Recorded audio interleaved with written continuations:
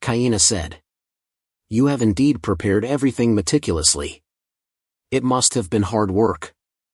Lady Olivia made the right decision in entrusting this to you. Olivia replied. Thank you, Your Highness. She liked the thought that even the professors at the academy had never praised her like this before. Then, Olivia bowed slightly and stepped back to let Raffaello step forward. Raffaello said. You have arrived, Your Highness. Kaina looked at him and remarked. Sir Kidray, you seem a bit different today. This made him feel a little self-conscious because he had changed his hairstyle. Bastin excitedly chimed in. Oh! Are you pleased? I struggled with our master since early this morning. You should try letting your bangs down, it'll make you look younger. He asked again. Are you saying I look old? As memories flooded back, Bastin gently replied. You need to look brighter to Maham the princess. Raffaello hesitated for a moment before asking. Does it not suit me? Kaina smiled. Not at all. In fact, it suits you very well. I prefer it this way. He then knelt down and lightly touched her hand, softly saying. Thank you, Princess Kaina. Kaina suddenly realized. Oh no! I was so busy that I forgot to wear my gloves. She quickly advised him. Wait. Sir Kidray, you're barehanded. However, Raffaello didn't seem to mind. His gaze lingered on her hand before he gently kissed it. It's fine, he said. That left Kaina stunned, her cheeks flushing red. Meanwhile, Bastin was thrilled. This is the first time I've ever seen my master willingly kiss a lady's hand. What a perfect couple. Kaina also felt her heart skip a beat. Was this the same feeling she had last time? And now, today as well? Why was this happening all of a sudden? Was she misunderstanding something? Did he unknowingly reveal a weakness in front of her? If not, then, what had she done to affect Raffaello like this without even realizing it? Olivia bowed and said. I will wait outside, Your Highness. Kaina responded. HM? No need for that. However, Raffaello interrupted. See you later, Lady Grace. Their interaction suddenly turned cold, almost like rivals. The atmosphere felt strange to Kaina. She hooked her arm around his and thought. I used to believe that as long as they were together, everything would naturally work out. But, was I wrong? Then she spoke up. To be honest, I was really surprised when the Academy suddenly decided to name their new building after me. Raffaello, lost in thought for a moment, recalled something. A few weeks ago, I was considering how to meet Your Highness. What about an early birthday present? Feeling a bit shy, he hesitated before saying.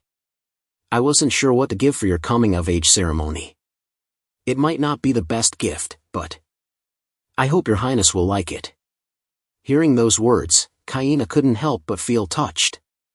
Raffaello was the first man to give her a gift of honor rather than dresses or jewelry. If I were still my old self, I probably wouldn't have received such a prestigious gift, she thought. This gift felt like Raffaello's way of acknowledging her efforts, proof that she had done well. After a moment of reflection, Kaina chuckled, her expression brightening. I was a bit flustered by this unexpected gift, but, thank you. Seizing the moment, Raffaello said.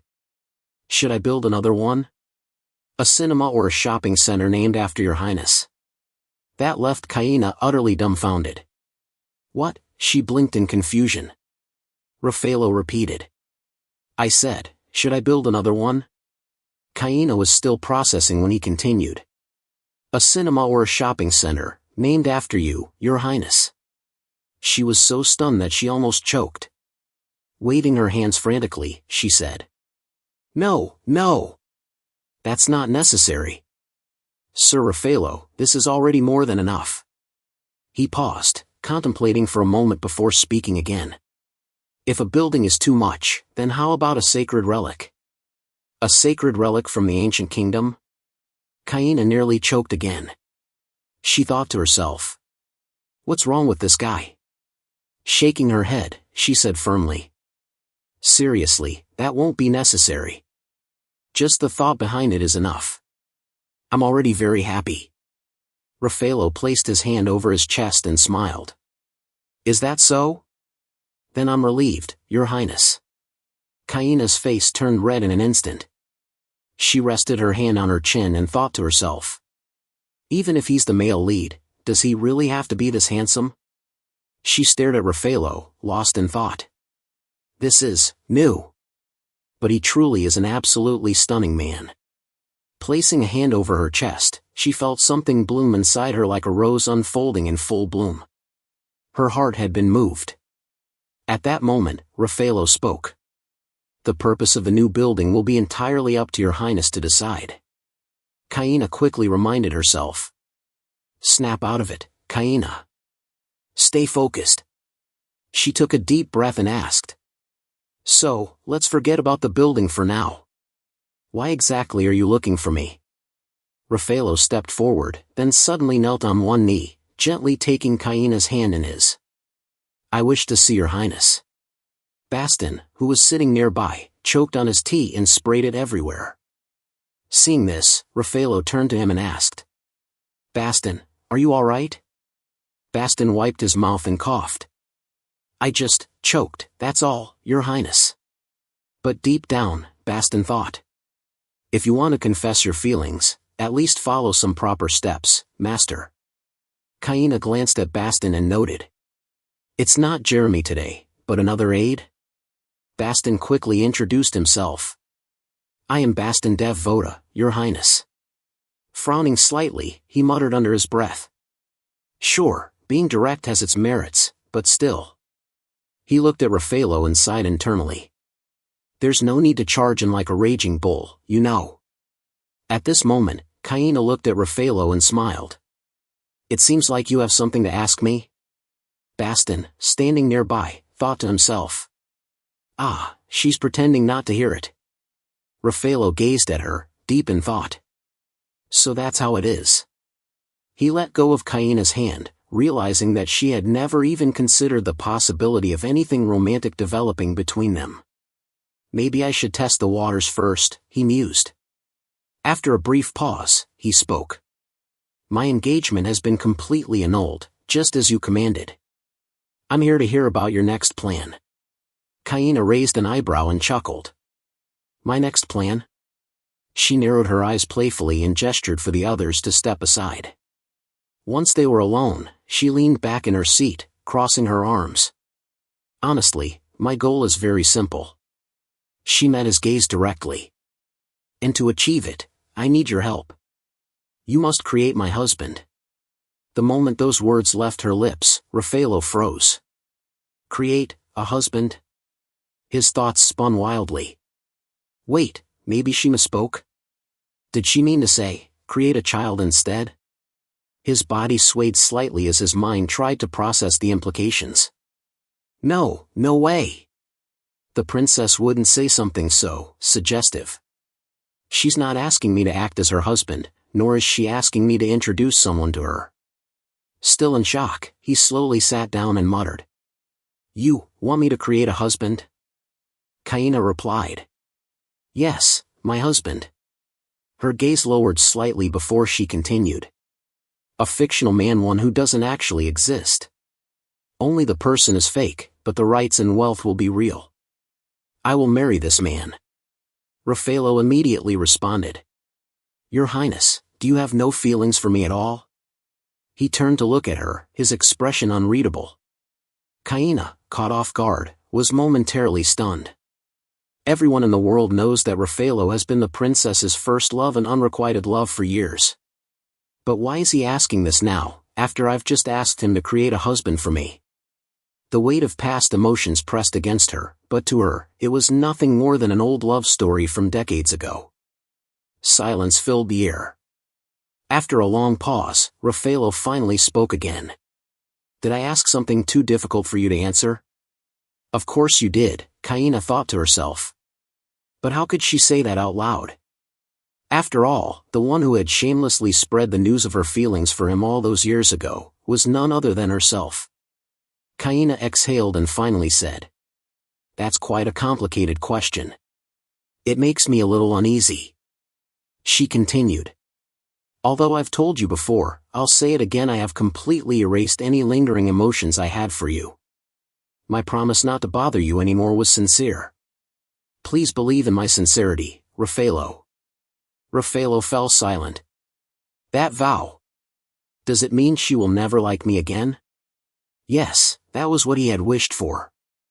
At first, he had longed for the princess to stop clinging to him. Every time she got too close, he had felt nothing but discomfort and unsettling chill that crept down his spine. He had despised the way her eyes were always fixed on him, following him wherever he went. But now, he didn't feel that way anymore. Princess Kaina. A faint flush crept up Raffaello's face as he thought to himself.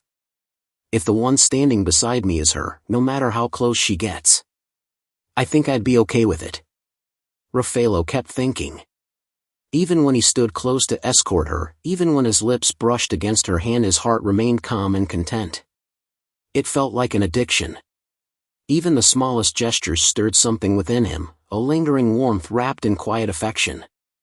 His gaze slowly lifted, settling on Kaina's face.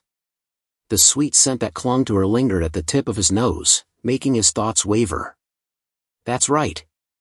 Raffaello placed a hand over his chest and spoke. There's no need for vows, Your Highness. I will trust your words. But deep down, another thought surfaced. I just want to stay by her side a little longer. Kaina's smile brightened. Oh? That's a relief. I was worried my request might have been too shameless. Raffaello quickly responded, No, not at all. It's just that your proposal to create a husband, it caught me off guard. He paused for a moment before continuing, May I ask, why do you want to marry someone who doesn't exist? Kaina lowered her head, lost in thought. After a moment of silence, she finally spoke, because someone who isn't real can never be poisoned to death. Her voice was calm but resolute.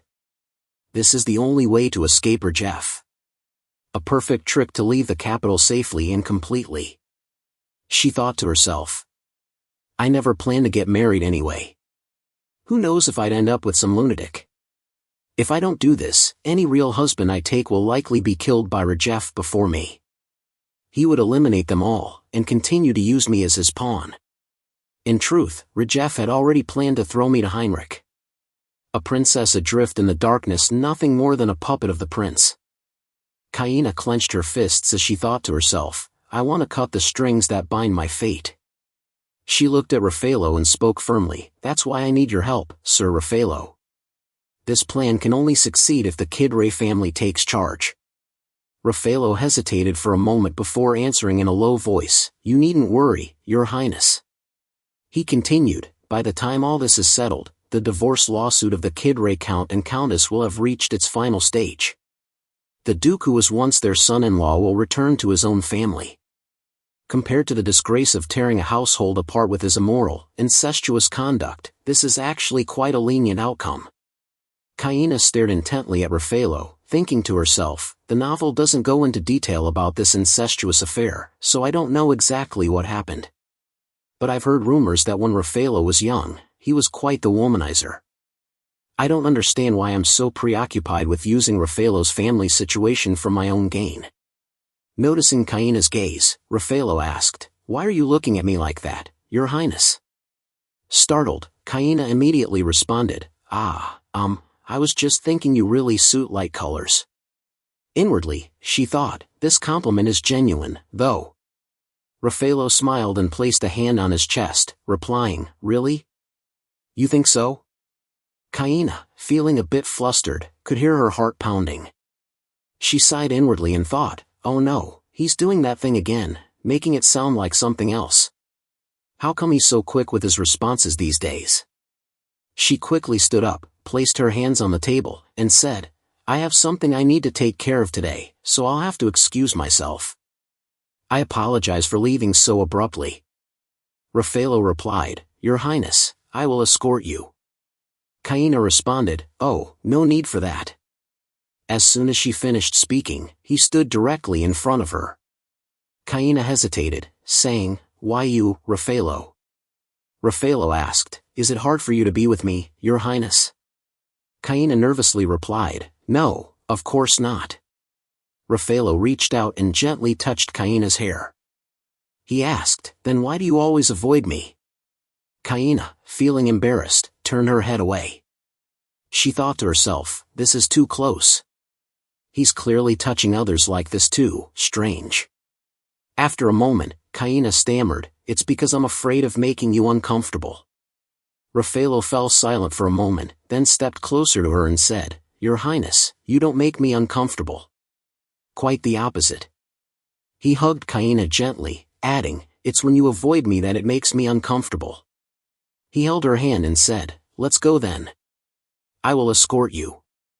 Kaina replied, All right," as they began walking. She stole a glance at Raffaello, thinking, "This is so strange. Could it be that his friends are better?" Raffaello looked at Kaina and asked, "Your Highness, is there anywhere you're feeling unwell?" She smiled and responded, "No, I'm fine. It's just..." She quietly reassured herself, "I'm okay, I'm really okay." Kaina muttered softly, "I don't know why, but it feels a bit warm in the house." At the Duke Kidri's residence, the estate had been greatly reduced due to the encroachment of the MJ tribe, who had been fighting over the border with neighboring countries. The MJ tribes had not only taken over the western border but had also begun moving their troops elsewhere. Although Raffaello was the second son, he managed to defeat the enemy forces completely with meticulous planning. The western border was soon restored to order. Baston thought to himself, "After becoming a mercenary, I somehow ended up serving this duke's household. To be honest, I think this young master is rather unlucky." He then remembered the cold and disinterested tone of Raffaello's voice and thought, "If he weren't the master, I'd probably be dead at the hands of those Manji by now." At this moment, Raffaello called out, "Baston." Baston snapped out of his thoughts and quickly turned around, saying, I'm coming, sorry." Raffaello had just finished his bath and was stramming out. Baston quietly thought, "It seems like the master doesn't really care about things like wounds." Raffaello, surrounded by countless dead bodies of the Manji tribe, showed no mercy to anyone. He was ruthless enough that he didn't sympathize with the suffering of others. Raffaello stood amidst the battlefield strewn with corpses, calm as if it were the most natural thing in the world. He was simply doing what he had to do. He was a man who never hesitated before a blade. Baston stood beside him, glancing over. Since childhood, Raffaello had been a remarkably intelligent child, capable of achieving anything with ease. He was always absorbed in books, yet spoke little and rarely showed emotion. Baston clenched his fists, imagining. He thought to himself, and yet this cold-hearted man. He pictured Raffaello holding hands affectionately with a princess. "Spring has come." Raffaello shot him a glare. "What's wrong with you? Can't breathe or something?" Baston coughed, replying, "Pardon me, I have rhinitis." Raffaello opened a red, intricately decorated box. Inside was a green ring adorned with a sparkling crystal. He thought to himself, "It looks just like Kaina's eye color." At that moment, there was a knock at the door. A voice called from outside. "Master, it's Jeremy." Raffaello turned and answered. "Come in." Jeremy placed a stack of papers on the desk. He said, "This is the report on Henverton Gillian, sir." Raffaello picked up the documents and replied, "You've done well, Jeremy." Jeremy, curious, asked, "How long has it been since you last took an interest in someone like this?" "I thought since childhood, you were the type who didn't care about anything. Long ago, the Kidray ducal house was a cruel and sinister place. The Duchess raised Raffaello to be the heir, subjecting him to intense pressure and harsh discipline. His father, at some point, became disillusioned for reasons unknown. He drowned himself in alcohol and frequently resorted to violence. Their young master was only 10 years old at the time." Jeremy then asked, "That box, what is it?" Raffaello replied, "Today's my father's birthday, so I used my allowance to buy him a gift." A loud smack. The box was thrown at his head, blood trickling down Raffaello's face. You disgusting red-eyed, black-haired freak. Filthy, low-born blood, get out of my sight. The cruel curses and hateful gaze seemed more like one meant for an enemy than for a child. Such fury and violence were inflicted not out of correction, but of loathing. I'm sorry, Father. And that child resigned himself to the abuse, accepting it in silence. Jeremy, horrified, cried out. Master! You're bleeding! Raffaello murmured. So, he truly despised how I looked. That was when it all began. The perfect heir, Raffaello Kidray, developed a chronic illness. His body weakened without explanation, and he would often vomit. The physicians all said there was nothing physically wrong with him. The Duchess, enraged that her perfect son had fallen ill with a strange disease, replaced and dismissed countless doctors. And she dyed the family red with the blood of the servants. One day, when her rage reached its peak, the young master said, I'm fine now. It seems my body just suddenly became sensitive. Sorry for making everyone worry. Some people were suspicious because Raffaello's condition suddenly returned to normal.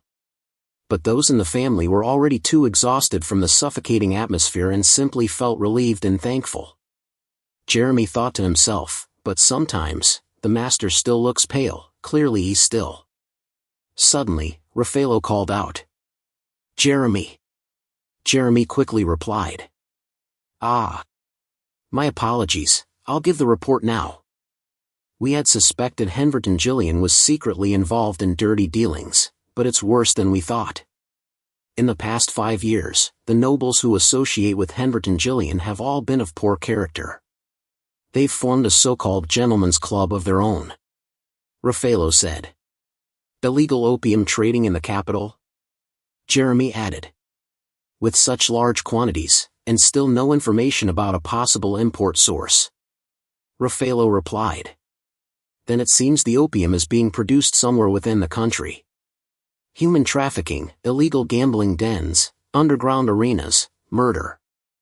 Though the Viscount Gillian family is under our control, it's difficult for us to act due to their warhorse business. Jeremy agreed. Exactly. The Kidray family's military strength lies heavily in cavalry. Oh, and there's one more thing. Lately, he's been eyeing the princess. Raffaello was visibly startled. Jeremy continued. Hoping to become the prince consort, he's been cozying up to both heirs to the throne. Both the prince and Heinrich are interested in the Gillian cavalry. Raffaello furrowed his brow. Jeremy, Baston, should we eliminate that trash first? Jeremy and Baston panicked. Sir? Raffaello continued. Get rid of him. Jeremy frowned. Master, you can't deal with a noble like that so easily. Raffaello replied calmly. Isn't it just secretly killing him? Jeremy cried out in alarm. Master. How can we secretly assassinate the heir of a vassal house? Raffaello responded. I was just saying. Jeremy muttered. You're lying. Raffaello added. Anyway, keep a constant watch on Henverton. Jeremy thought to himself, how strange. He seems a little meaner than usual today. Normally he's so cold and composed, but today he's totally different. Jeremy's eyes widened. Could it be that this strange behavior is because of something related to Princess Kaina? Breeding season. Oops, no, the warm season had arrived. Grass sprouted, flowers bloomed, and fruits ripened. It was also the season when the imperial roses were in full bloom. And it happened to be the time of Princess Kaina's birthday. Kaina said excitedly. The invitations for the coming-of-age ceremony have arrived? Vera replied. Yes, Your Highness. Here's the sample invitation. The royal palace artist decorated it by hand. They're truly beautiful, Princess. Kaina picked up a perfectly adorned invitation card and said. The roses are so vibrant. I suppose it's fine, right? Vera replied. Of course. Your birthday marks the opening of the social season. From the list of ingredients and banquet menu to the assignments of servants and the orchestra, everything has to be absolutely perfect. Kaina said with a smile. Ha, thank you. Thanks to everyone, I feel quite at ease. But in her mind, Kaina was plotting. If the party is a success, then the competition for the position of prince consort will intensify. I need to stir things up. When everyone's distracted by attacking each other, I'll slip away with my fake husband. She glanced at something on the table. This is the letter I was writing to Raffaello, but it's still blank. Kaina hesitated. How should I address him? Should I keep it simple? Or just write something formal? If I make it too distant, will that be suspicious? He did tell me to stop avoiding him. If I write it like the previous letters. Thinking of her past letters, she paused again. Maybe I shouldn't. After a moment of silence, Kaina scribbled something on the paper. This isn't bad. She sighed and finally wrote. I'm planning to visit the academy to review the building that's registered under my name. Since I've never studied at the academy nor had experience interacting with students, I'm worried I may not handle it well. I hope the building can be of use to the Empire's talented individuals. May I ask for your advice on this matter? I await your response. Kaina stopped writing, folded the letter, and slipped it into an envelope. It's just a normal, polite letter, she thought. Then she called out. Olivia, could you deliver this letter for me? Olivia replied. Yes, Your Highness. Where shall I send it? Kaina answered. Send it to Lord Raffaello. Since you've finished your work for the day, there's no need to rush. Hearing that, Olivia's expression darkened. She responded. I will complete the task quickly and return, Your Highness. Bowing low, she added. I'll be on my way now, Princess. Kaina frowned and said. Good heavens. Olivia, look at yourself. Even though you're wearing such a lovely dress. Then, in a softer voice, almost a whisper. Are you planning to deliver a letter from the princess looking like that? From outside, the maids began to murmur. Did she say that out loud for everyone to hear? Shoo, pretend you didn't hear anything. Kaina reached out and touched the hat Olivia was wearing. Olivia looked puzzled. Your Highness. Kaina picked up the hat adorned with a sparkling golden butterfly pin and smiled. This gold pin goes beautifully with your green hat. Eyes widening, Olivia replied. Thank you, Your Highness. At the Kidray family estate. Olivia looked around the grand residence and thought to herself. A cold man like him, lives in such a bright and elegant place? Creak. The door opened. Raffaello stepped out and said. Welcome, Lady Olivia. Olivia bowed and responded politely. Thank you for receiving me, despite the sudden visit, Lord Kidray. She thought to herself. I should have greeted him properly first. Then, handing over the letter, she said. This letter is written personally by Her Highness, the Princess, addressed to you. Raffaello took the letter, his expression surprised. He thought. Kaina used to send me love letters, didn't she? I hated them at the time, but now, why does this make me so happy? Seeing his face, Olivia thought. No matter how you look at it, that smile looks a bit stupid. Olivia spoke up. The princess said she'll arrange the meeting according to your available time. Just then, Jeremy interjected. Ah, my master's schedule. But before Jeremy could finish, Raffaello interrupted. 2 days from now. I'll meet the princess then. Jeremy gasped. That's the day we're supposed to visit the monastery. Raffaello replied firmly. It's decided. The princess and I will dine together.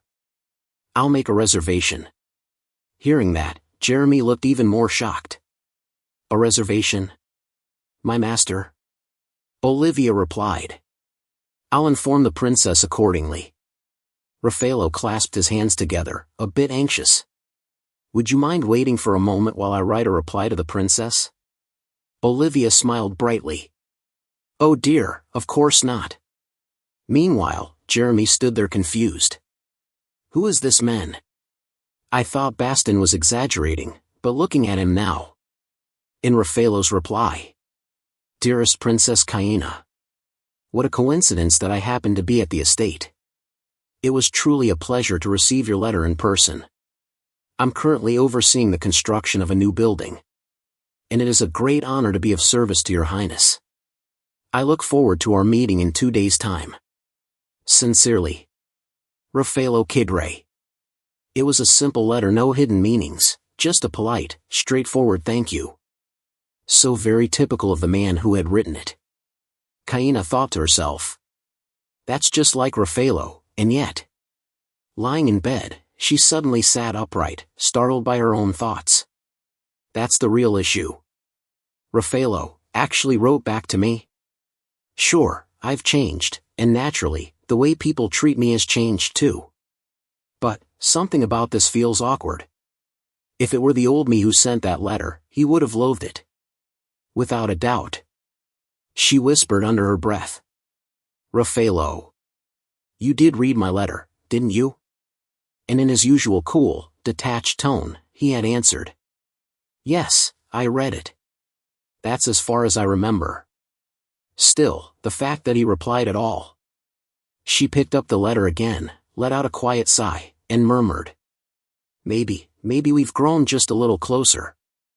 Kaina gently patted her cheeks, as if to shake off her thoughts. Focus, Kaina. There's still so much to do. Rajeff's confinement ends tomorrow. I need to have everything settled before then. She reminded herself she had to act fast. She must petition her father, the emperor, for a reward for her successful handling of the internal palace affairs. At the same time, she would request that Raffaello be appointed governor of the western region. It was a power typically reserved for a duke. But Raffaello's parents were currently in the middle of a public divorce. With that scandal hanging over his name, the other nobles would never allow him to inherit the title, not unless he was married. That's why, if the emperor himself were to grant him the governorship, then even her father's advisors would have no choice but to acknowledge Raffaello's authority. Bang! Renan slammed his hand against the door, the loud noise echoing through the room. He growled inwardly.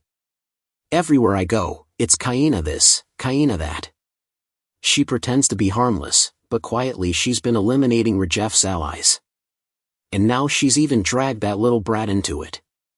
The boy has no influence. But if Duke Kidre, who's still officially neutral, gets involved, it'll be a real problem. Suddenly, a servant appeared and reported. Lord Event, Henverton Gillian is requesting to speak with you. Renan responded with annoyance. Henverton?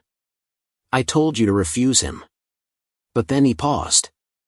His eyes glinted sharply. Wait a minute. The princess acted oddly around Henverton. If I play this right, I might be able to get rid of both of them. Elsewhere, a deep voice spoke up. You're offering me a share in the cavalry business? Now that is a tempting proposal. Renan replied. The house of Viscount Gillian could become a major force backing Prince Rajeff. Henverton chuckled and waved him off. Sorry, but I have no interest in royal affairs. Nor do I care for the title of Prince Consort. This is Eldam's royal mess, clean it up yourselves. The only thing I want is Princess Kaina. Her and no one else. His eyes gleamed as he went on. You see, I'm a collector. I'm obsessed with beautiful things. Jewels, statues, paintings, ornaments, anything that captures the eye. And the most beautiful thing I've ever laid eyes on is Kaina, that princess. He burst out laughing. From the very first moment I saw her, this obsessive desire to possess her just ignited inside me. Her beauty surpasses anything I've ever collected. Renan smiled coldly. Then you're in luck. Tomorrow, the princess will be visiting the Royal Academy.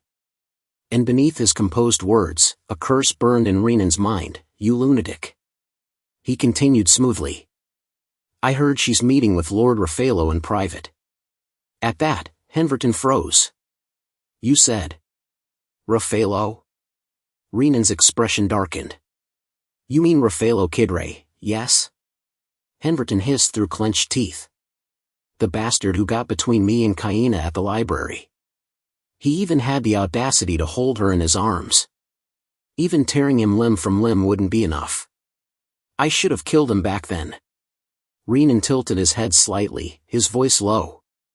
Lord Henverton, have you heard of the monastery? It's not widely known, but there's a secluded area within it. Anyone who donates beyond a certain amount is granted access. Without the monastery's approval, no outsider can enter. Even if a criminal were hiding inside. He smiled, voice dropping to a whisper. It's the only completely isolated space in the entire empire. Henverton curled his lips in curiosity. Renan continued, his tone laced with hidden meaning. Even the royal family isn't allowed to come and go as they please. At the emperor's residence, Rudin entered the chamber and announced, Your Majesty, the princess requests an audience. Suddenly, he saw the emperor cough up blood. Alarmed, Rudin exclaimed, Your Majesty. Are you all right? Flustered, he added quickly, Shall I postpone the audience? But the emperor waved a hand. No need. I'm fine. He wiped the blood from the corner of his mouth with his hand and added firmly, Though I am old and frail, I am still the emperor of this empire. Let Kaina in. The sound of a finely crafted shoe tapped softly against the marble floor, each step graceful and composed. Kaina approached the emperor, gently lifted the hem of her dress, and gave a respectful curtsy. I seek your audience, father. The two handmaidens behind her also bowed deeply, showing their utmost reverence for the son of the empire. The emperor leaned back against the cushion on his bed, his gaze softening as he watched his daughter gracefully pull out a chair and sit beside him. He smiled. You're so busy there's no need to come visit me. A flicker of hesitation crossed Kaina's face. How could I not? I can't ignore your health. The emperor's deep eyes gleamed with scrutiny, as though trying to read her heart. Stroking his beard, he nodded in approval. Very well. Thank you. That's commendable. He turned and gestured to a servant. Laden, bring it here. A middle-aged man stepped in, carrying an ornate box with great care. He gently opened the lid. The emperor spoke calmly. This is the official decree granting you authority over the Western Military District, as you requested. Kaina bowed deeply, reaching out with both hands to receive it. She didn't forget to say, I'm deeply grateful that you approved such a foolish request of mine. After taking the document, they continued their conversation. The emperor spoke first, it was a necessary step. I trust you'll put it to good use. He paused briefly, then added, Laden told me of your recent work. You've managed the inner palace affairs remarkably well in such a short time. In response, Kaina smiled like the morning sun. Since you entrusted it to me, of course I must give it my all. Their exchange might have seemed like a typical conversation between father and daughter, but it overflowed with mutual trust and warmth. The emperor laughed heartily. Haha, I knew you'd do well, that's why I gave you the job. And you truly have done well. Kaina's whole body tensed at those words from the father she had always approached with caution. She looked at the man with silver hair whose sharp eyes still held a trace of tenderness as they warmed her. The emperor spoke softly, almost like a benediction, You've worked hard, my child. The conversation ended. Kaina gently turned and closed the door to the room. The smile on her face slowly faded, replaced by a deep, thoughtful expression. The words her father had just said echoed in her mind, making her unable to stop thinking. Could he really say such things? The vast, luxurious corridor was left with only the silhouette of a girl walking silently, her eyes filled with countless emotions. A moment later, Kaina calmly stepped down from the carriage, under the adoring gazes of the knights. She gently adjusted her clothes, glanced around, and said, We arrived earlier than the scheduled time, didn't we? Olivia, walking behind her, hastily looked around. Suddenly, a loud shout rang out, startling everyone. This insolent fool. Kaina had already noticed, so she asked quietly, What's going on? The two knights, looking like two shy teenagers in love, awkwardly looked at her and blushed. Upon hearing her question, they immediately became very serious, We'll check right away. Before Kaina could even reply, all right.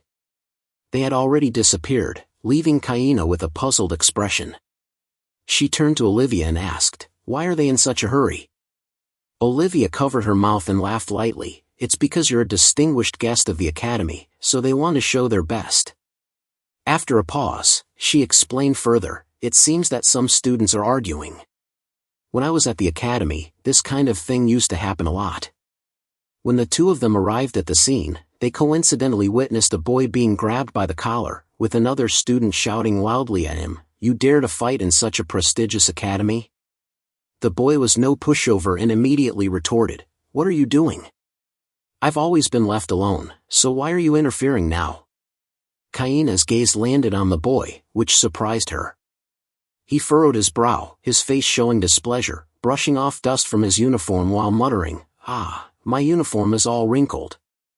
Looking at the boy in front of her, Kaina instantly recognized him: shiny silver hair, sharp blue eyes, and a guarded attitude. He was Catherine Edo Lindbergh's son.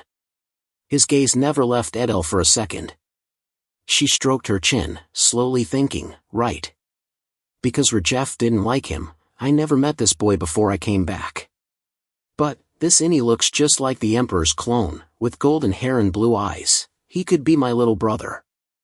Kaina suddenly recalled a plot point from the novel. Elder had been backed by the Duke Kidder's family to eliminate Rajef and take the throne. She remembered hearing that, because the king was bedridden, the boy had struggled greatly. She never imagined witnessing this boy's difficult childhood firsthand. It seemed he had been subjected to collective violence more than once. Perhaps Kaina's gaze had been too focused, causing Edel to notice. He growled and spoke, brimming with hostility, "What are you looking at? Thought you were sightseeing?" This caused those standing behind them to feel uneasy. "How rude," someone whispered. However, contrary to expectations, instead of getting angry, Kaina flashed a dazzling smile. She slowly approached Elder, causing him to step back in surprise. What is this? Who are you?" She curtsied, gently lifting her skirt to sit down in front of him, and politely introduced herself. "Hello, Elder. I'm Kaina Hill." He looked down at the girl sitting before him, utterly astonished. Her face still held a rare look of urgency. Is she a princess, he thought? Why has this person suddenly appeared here? Though filled with questions, Elder still bowed cautiously. "Greetings, Your Highness." Kaina didn't really care for such formalities, lightly dismissing them. "You don't need to bow." She quickly got straight to the point. "It seems like your relationship with your peers isn't very good. If you are a descendant of noble families, being close to them will benefit you in the future." Upon hearing this, Elder immediately showed his discomfort. He scowled and turned away. "What friends? What does that have to do with you?" Kaina maintained her calm tone, as if nothing had happened. "Because I'm your sister." On Elder's face, a shadow suddenly passed. He let out a mocking laugh. He was fully aware of how miserable his situation had become, completely isolated by the forces of Heinrich and Prince Rajef. His father lay bedridden, and even the descendants of noble families treated him with contempt, finding ways to provoke him every day. Unable to endure any longer, he had beaten up some of those bastards. His mother said nothing, but it was clear that the family had suffered great losses because of it. It had been 3 years, and his mother still hadn't been able to buy a new dress. Thinking of his mother, Elder clenched his jaw, his face filled with resentment. Ever since he learned the truth, he could only grit his teeth and endure the blows. The forces that once rejected him now call themselves his sister, huh? Perhaps lost in his thoughts, Elder didn't notice Kaina's hand reaching towards him. "Elder, wait a minute." She gently stroked the spot on his lips where he had bitten earlier, showing concern. "You don't look well. Does it hurt a lot?" Startled by the sudden touch, Elder flinched, but by the time he regained his composure, she had already withdrawn her hand. Her words of concern only made Elder more agitated. He trembled with anger, momentarily losing control of his emotions, and raised his hand towards Kaina. To her astonishment, he shouted, "What are you doing here, pretending like this? What will that change?" In the rush of standing up too quickly, Kaina's headpiece fell to the ground with a thud. Elder scowled, coldly glaring at the young woman in front of him, and flatly said, "I don't need sympathy from the royal family." Just then, the headmaster hurried over, panting heavily. "How dare you speak so disrespectfully to Her Royal Highness, Princess?" Before he could finish, Kaina coldly interrupted, "Headmaster, this time I wish to personally teach this student." Her words made the headmaster freeze in place, as the chilling expression on her face took him by surprise. Standing tall, arms crossed, she coldly fixed her gaze on Elder and clearly stated her intentions. Elder, in fear, stepped back. What? What do you mean?" Henverton Julian, worried, wiped his forehead with a handkerchief. "I've heard that the relationship between the royal family and the Lindbergh family is already strained, but..." Kaina Hill spoke sternly, "In any case, you still need to be tutored, Elder. I didn't expect it to be this bad." At that moment, the news of their conversation spread throughout the academy. All the students started gossiping. "I heard the princess came to the academy again? Why has she been coming here so often lately?" The bright sunlight streamed through the window, casting rays of light that filled the room. Elder sat quietly by himself, his gaze distant, and he sighed softly, "What is this? Claiming to be my sister and saying all these nonsense things. Anyway, isn't she still a member of the royal family?" Thinking this, Elder glanced at her. She was rummaging through a bookshelf in search of a book. "No matter who she is, she will hate me and my mother anyway." Suddenly, as though sensing something, she looked up and glanced at Elder. "Student Elder, are you ready to be scolded?" Elder flinched, his hands trembling in fear. The sound of footsteps approached. She came closer. Elder blushed, closed his eyes, and his heart raced with dread. "Guess I was right." Suddenly, she took a bandage and gently placed it on his wound. Elder widened his eyes and screamed loudly, causing a commotion throughout the academy. He shrank into the corner of the room, terrified.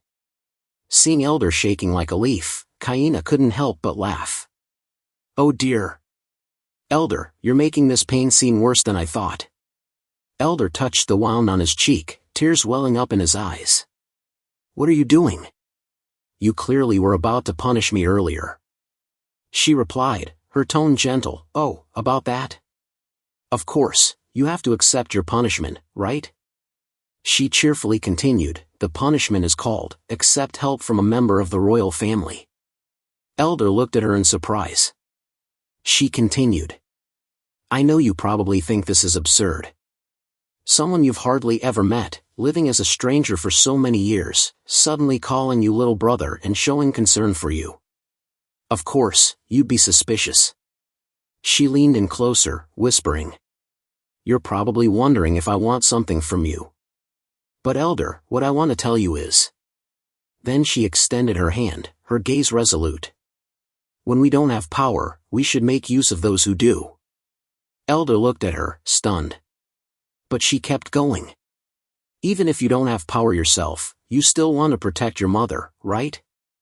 If you want to protect her, then you should accept help from others, and wait until you can develop strength of your own." She explained further, slowly but clearly. "For your own goals, no matter how much you hate them, you should exploit them fully." Then, she suddenly remembered her painful past with Rajef Hill. She had to lower her pride, endure hardships, and relentlessly train her strength just to survive, just like she does now. She spoke softly. "You can do it too, even more." Upon hearing this, Elder began to feel uneasy. She spoke again, her gaze gentle but firm. When someone extends their hand to help, knowing how to take it, is also a way to survive. After a while of offering advice, Kaina kindly asked, "All right, okay? Do you feel any discomfort?" Elder looked down at the wound on his hand, which had been bandaged. She smiled and said, "First, I've taken care of the obvious spots." Elder looked at her, emotions swelling in his chest, admiration mixed with gratitude. "You're so skillful." Suddenly, Elder spoke, his voice hesitant. "Why are you so kind to me? I'm just a bastard, with no power at all. She turned and casually replied.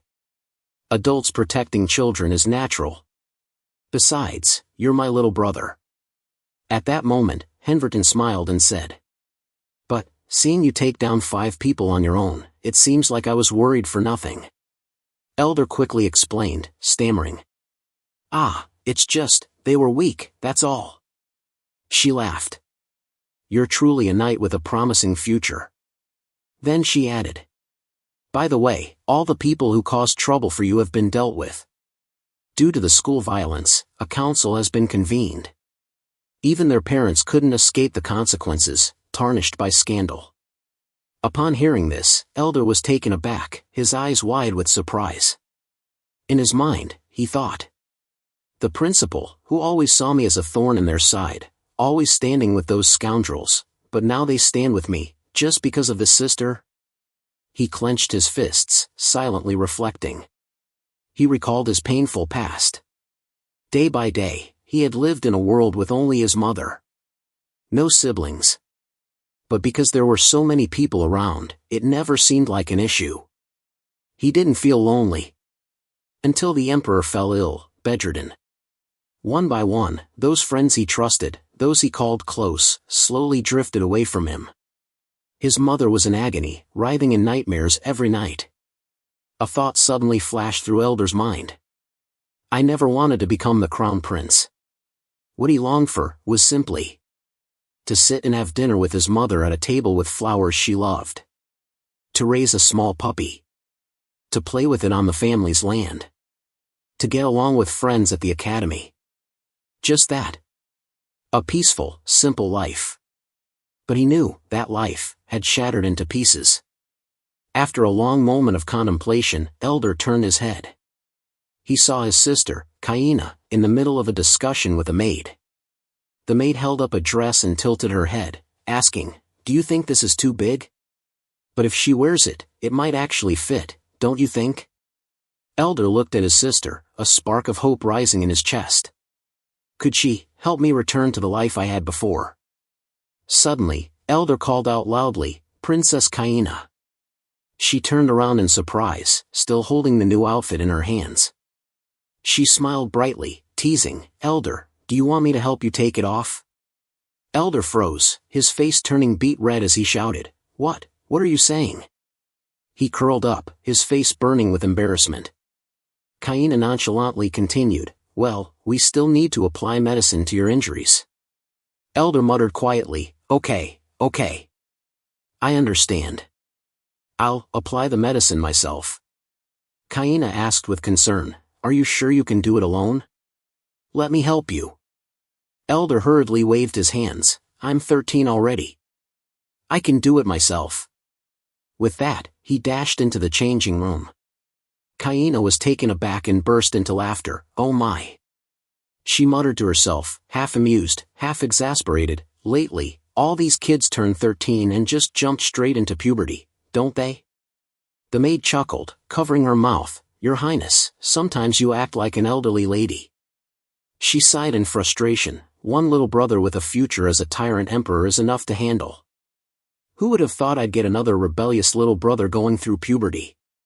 Kaina whammed as Elder hid in the room, a faint hesitation in her heart. Among all the problems, this little one was definitely one of the most special puzzles. At that moment, a voice called from the door, Your Highness.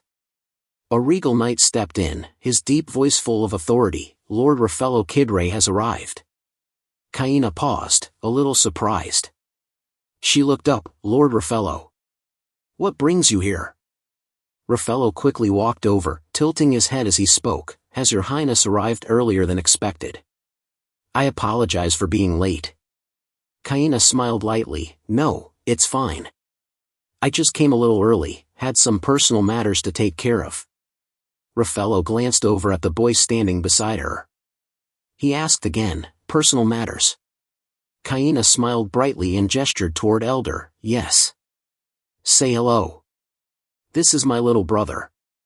Raffaello's gaze lingered on Elder, who was trying to maintain a cool, distant expression but couldn't completely hide his awkwardness. Raffaello slowly asked, Is he a student from Eldenburg?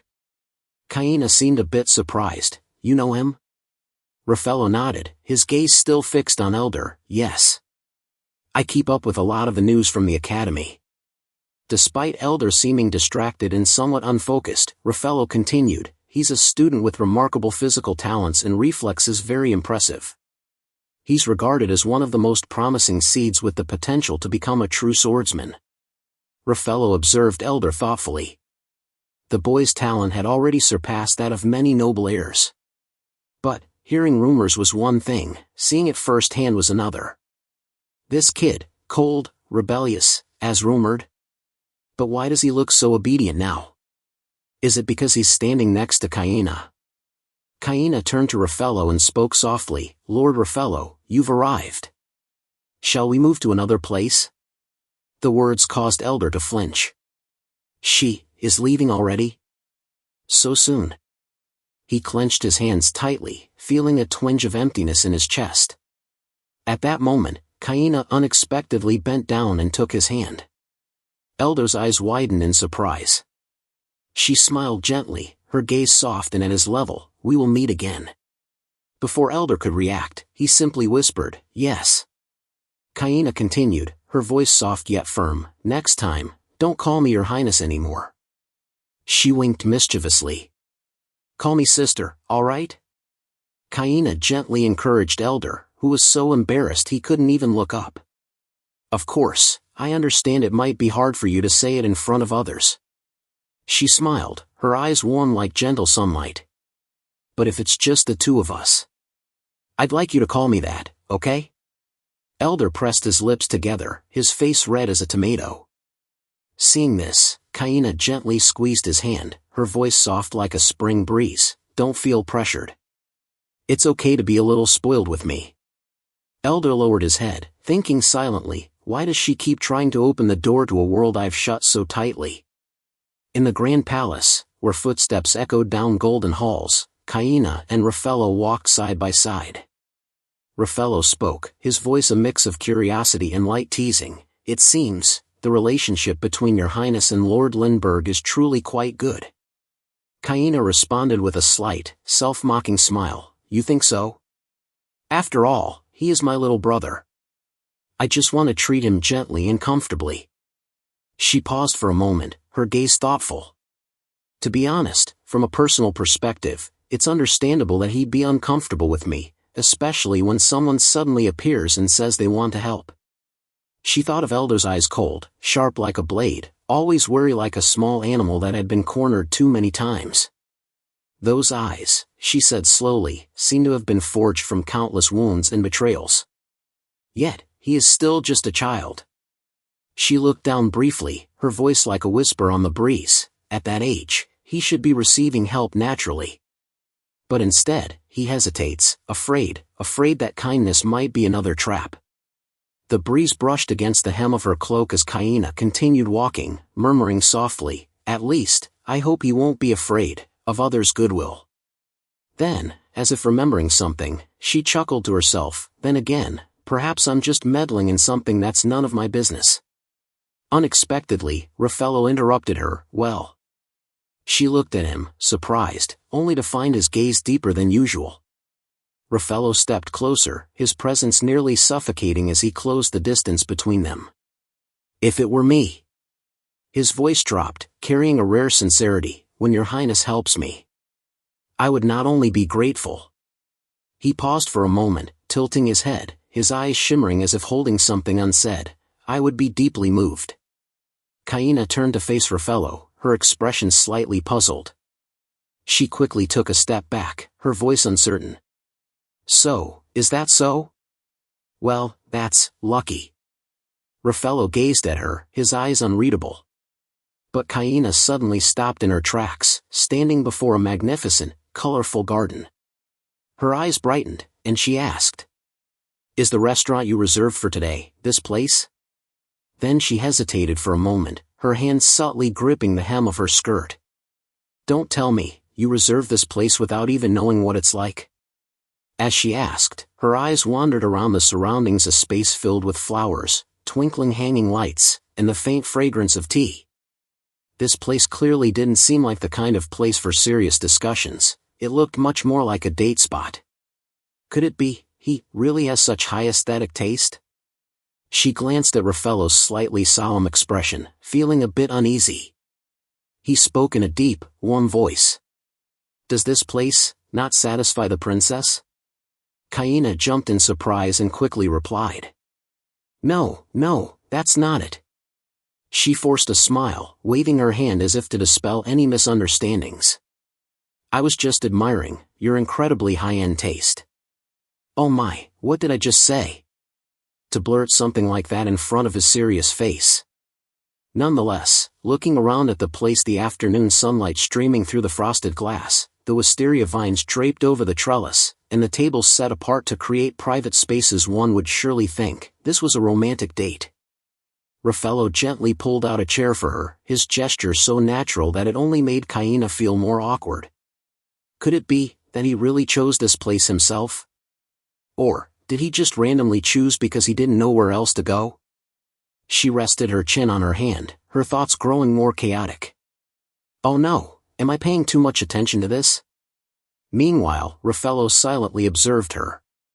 Seeing her flustered state, he smiled lightly, his gaze as if he had understood something. He looked up at the flower-covered eaves and said softly, "Looking like this, it's not bad." Then he muttered, "How did Baston know about a place like this to recommend it to me?"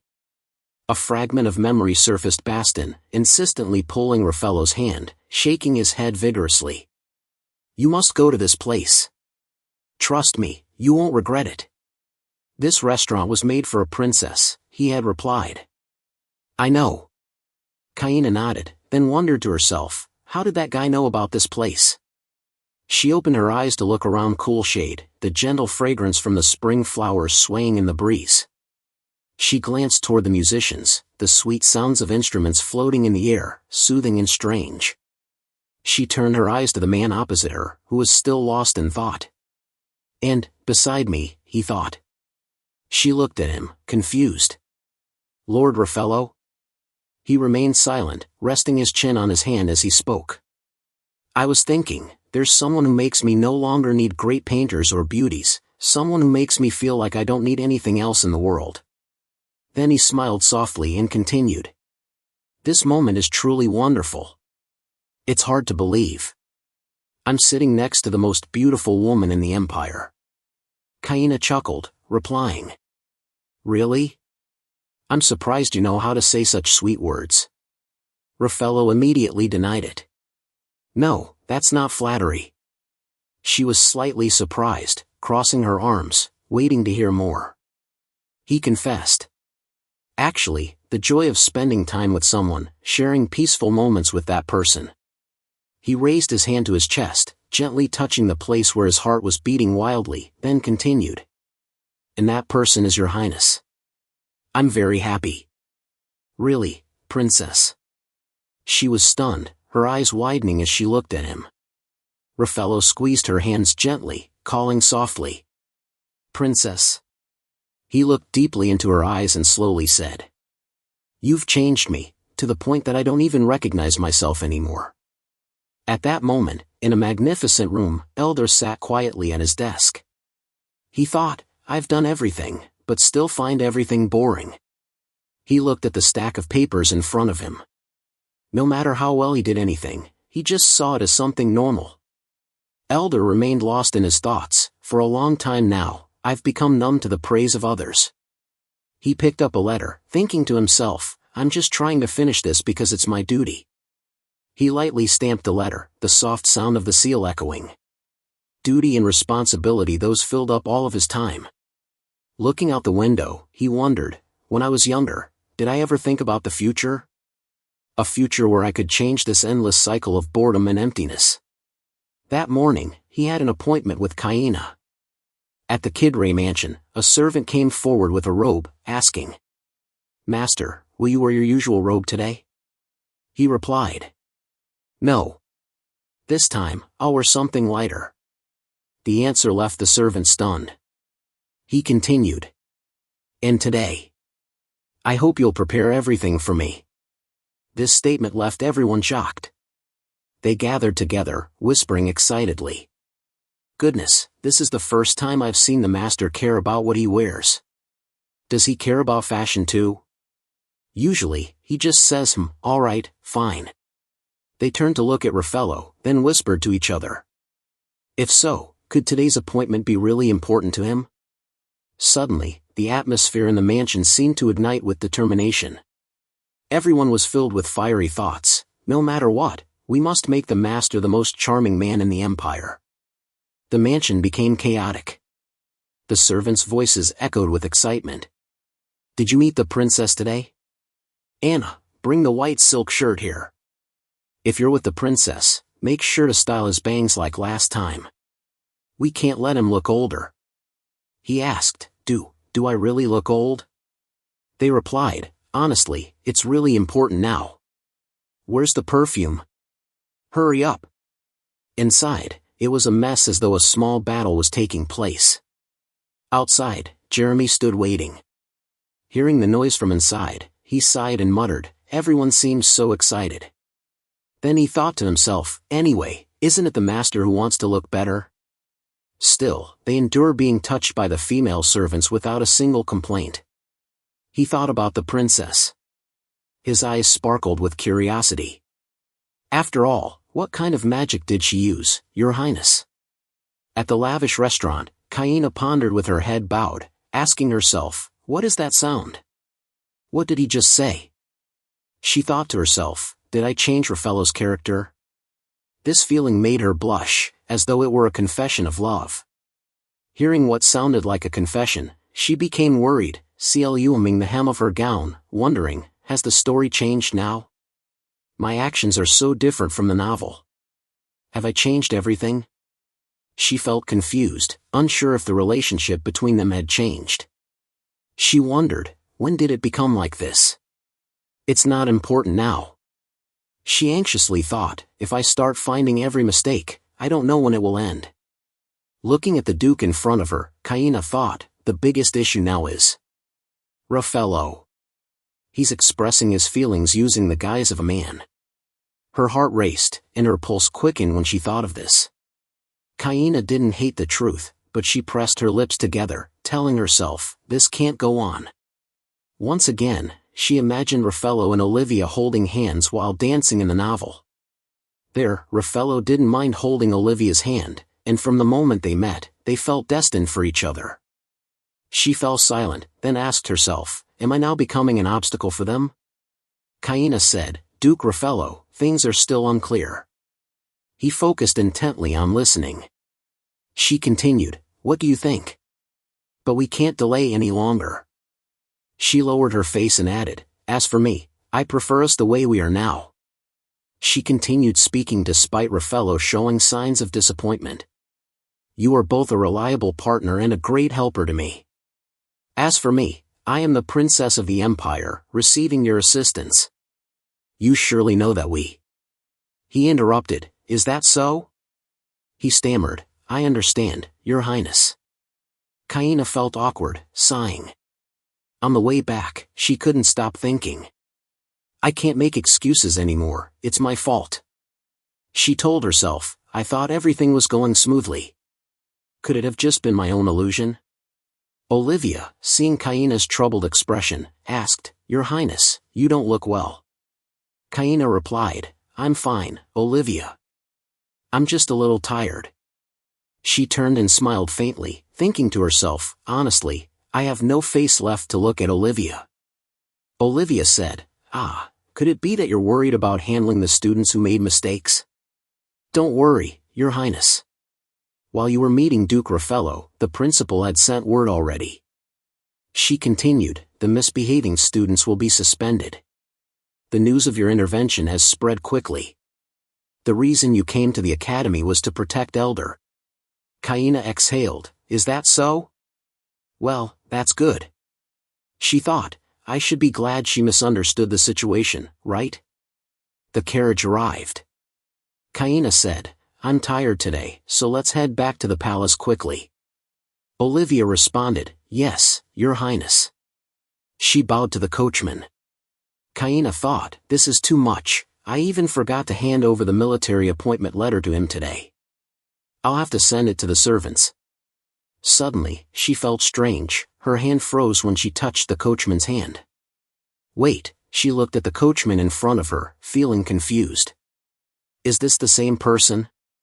She tightened her grip, the polite man bowing before her. I've seen him somewhere before.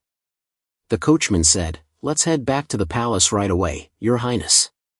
Kaina felt a little uneasy, replying, all right. She looked at the formal attire and the carriage. It was indeed the coachman's attire, but something about it felt off, as though something was wrong. Kaina recalled the image of a normal coachman. If it were a regular coachman, they would avoid conversation or at least not act so naturally.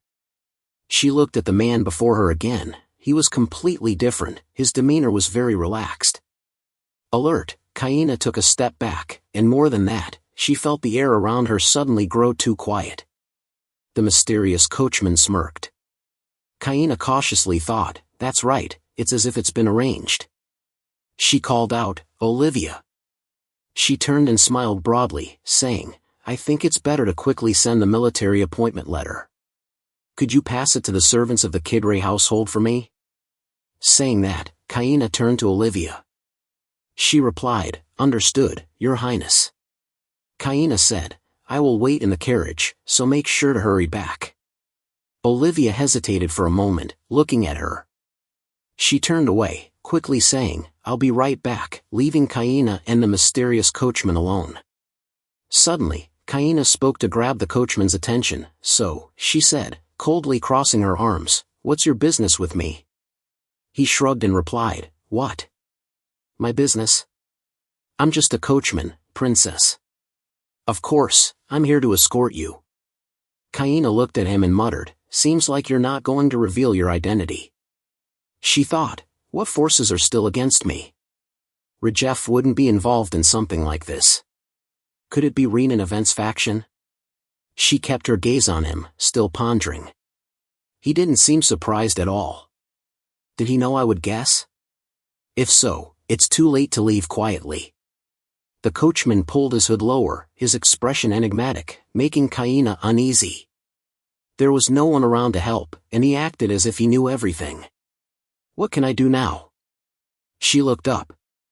In a situation where every option seemed disadvantageous, the best thing to do was to draw his attention. Her eyes grew cold. She thought, there's only one way. Kaina quickly approached him, coming closer and saying, it's better to wrap things up before Olivia returns, right? She thought this would provoke him. The coachman seemed a little surprised, then suddenly burst into laughter, ha ha ha. Look at this. I've only heard of the princess before, but today, I get to meet you in person. What a joy. He leaned closer to Kaina, wrapping an arm around her waist and holding her hand, continuing, I'm truly moved that you've allowed the maid to leave, even though we don't know what will happen next. I'm very pleased, princess. Suddenly, two strangers appeared out of nowhere, grabbed her, and drugged her. The coachman calmly said, take it easy. Kaina collapsed, and the two men stood watching her with satisfied expressions. Kaina panicked, ah. The two men whispered, don't worry, it's just a little nap. The coachman added, as if joking, anyway, it's commendable that you let the maid go. Kaina's vision began to blur, the figure of the coachman becoming hazy. He said something more, but it was useless. She was losing consciousness, too weak to hear clearly anymore. I can't let this happen. Kaina thought of Olivia, who was likely frantically searching for her. If Olivia comes back, she'll be in danger. Elsewhere, Olivia suddenly felt uneasy. She thought, this is strange. The princess is not one to give orders like that suddenly. Even though I don't know what's going on, I must finish up and go back quickly. Suddenly, something rushed toward her, causing Olivia to freeze. A shadow passed so close to her. Olivia was stunned as she saw Raffaello Kidray appeared, swinging his sword to shield her. Olivia gasped, Lord Kidray. The soldiers shouted in unison, capture the intruder. Raffaello turned back and asked, are you all right? Olivia quickly grabbed his sleeve, panicking, please, help me. It seems something has happened to the princess. Raffaello stood frozen, his mind racing with thoughts of what was happening to Kaina. His concern only deepened as he recalled the urgency of the situation. In a dimly lit dungeon, only the flickering light from a barred window illuminated the scene. The sound of rain tapping against the stone walls echoed, the night having already fallen. Princess Kaina sat despondently behind the bars, a slight groan escaping her lips from the headache that had started to intensify. The sound of footsteps echoed in the silence, clip, clop. A voice broke the stillness. "You've caused quite a stir on your way here." The stranger continued, "As expected, my judgment wasn't wrong." A figure emerged from the shadows, speaking in a deep tone, "Long time no see, princess." In the palace, a servant hurriedly entered, slamming open the door and shouting, "There's big trouble." He rushed to whisper in the Duke's ear. The Duke was visibly shaken, yelling, "What? Princess Kaina has disappeared?" A vision of a beautiful gown flashed in his memory. She had fled. The throne, once a symbol of power, now sat empty, glowing under the lights. An assistant spoke up, "We need His Majesty's approval. His Majesty just took his medicine today, and his health isn't well." "We can't disturb him while he's resting," another replied. The Duke gritted his teeth, "Our priority must be His Majesty Emperor Esther, not the princess." Someone else asked, "What about His Highness, the Prince?" "Prince Rajef is still undergoing penance as ordered by the Emperor. If he faces any repercussions for failing to follow orders." The voice trailed off ominously. Suddenly, an angry former knight slammed his hand against the wall, making the room shake, as if to threaten, "So what do you want me to do about it?" The room erupted in chaos. "Get moving and find the princess." Meanwhile, Vera and Olivia were strategizing. Vera spoke, "Kidnappings are always a race against time. If we wait in silence, we'll lose our chance." Olivia nodded in agreement, her resolve hardening. "We must act. We have to rescue the princess." In a quiet room, Prince Rajef sat, engrossed in his book, mildly annoyed at the disturbance outside that broke his concentration. The sounds of the guards shouting echoed down the hall. "What are you doing?" Rajef looked up, furrowing his brow. It seemed the guards were trying to apprehend two women. The commotion in the corridor grew louder and more chaotic. Someone shouted, "Stop her!" Vera fought to seize a sword from an underestimating knight, using it to clear a path for Olivia. She yelled, "Charge in!" Without hesitation, Olivia rushed in. Seizing the opportunity, she made her way directly to Rajef, dropping to her knees in front of him. "Prince Rajef." She bit her lip, struggling to keep her fear at bay, thinking, only he can help. Rajef furrowed his brow, eyeing her. "Who are you?" Olivia quickly replied, "Your Highness, please help." Before she could finish, she was restrained by the guards. Rajef paused, his mind flashing. Who is she? Why does she look so familiar? His gaze fixed on her. It was Olivia. At that moment, Olivia appeared nearly defeated, yet she pushed herself to speak, her voice trembling. "Princess has been kidnapped." She fell to her knees, her voice shaky as she pleaded, "Please. Your Highness, save the princess." Rajef was taken aback by the unexpected turn of events. His voice barely contained his anger and surprise. "What did you say?" Olivia's eyes welled up with tears as she trembled. "It's been over an hour, and no one has done anything." Rajef muttered under his breath, his tone dark and menacing. So that's how it is." He approached Olivia, who was still kneeling at his feet. The rhythmic clip-clop of his royal boots echoed as he lowered himself to lift her chin, his cold eyes staring into hers. "Kidnapped, huh?" Olivia froze, feeling the intense killing intent emanating from him. Her lips quivered as she stammered, "Why yes." After Lord Kidray arrived at the scene, he conducted a search. He said it's highly likely the princess has been kidnapped. Upon hearing this, Rajef remained silent. Without a word, he grabbed his sword and turned to leave. A close aide rushed forward in haste. "You can't. Your Highness. Are you planning to defy the Emperor's orders? The guards and knights immediately surrounded Rajef, blocking his path. But before they could make a move, he swung his sword with incredible speed, cutting down anyone in his way. Blood splattered, and bodies piled up in seconds. The room fell into a stunned silence. No one could keep up with the speed and lethal intent. Olivia whomped in horror, paralyzed by fear.